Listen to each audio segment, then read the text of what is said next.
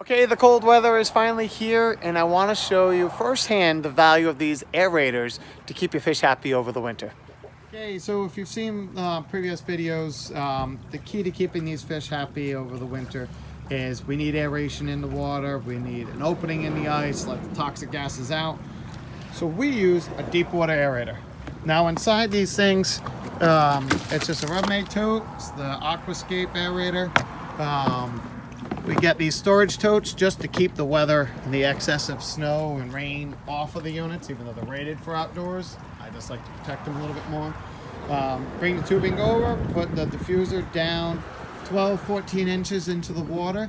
Don't want that down at the bottom of the pond because it's going to take all the warm water off the bottom and bring it up to the top. But you can see all these ripples in the aeration is just keeping the water moving. It's keeping a nice big opening here. And I do find that the deeper that aerator goes, the bigger the opening. But again, you never want to go to the bottom of your pond. Let the fish, you can see they're just kind of hanging out. For the winter, they're not going to do a whole lot. They're just going to sit around.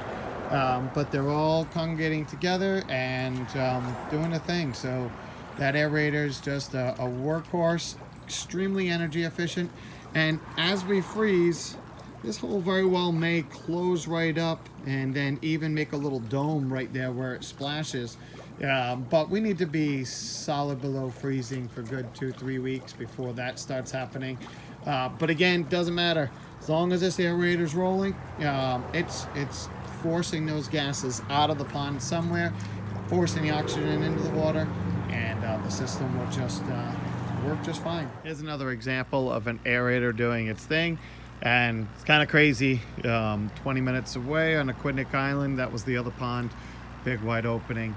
But it's notably colder when you get a pond that's in the shade, and off Aquidneck Island, how much colder we get and stay just 20-30 minutes away. But you can see the aerator's doing its thing, but clearly this pond has much deeper ice, and we're about 4 or 5 inches of ice on this pond.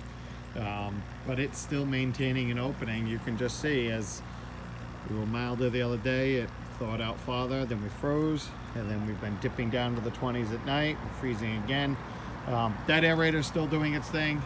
We stay cold, below freezing. That will, like I mentioned, just ice right over, make a little dome, but it's very thin. That's safe to go through and tap when it's really, really thin. But never, ever, ever try to smash open ice. If your pond starts to look like this, never just smash it open. Try to melt a hole in the ice or even drill it out and drop an aerator down there. But this is pretty typical of what you would find with an aerator in deep winter.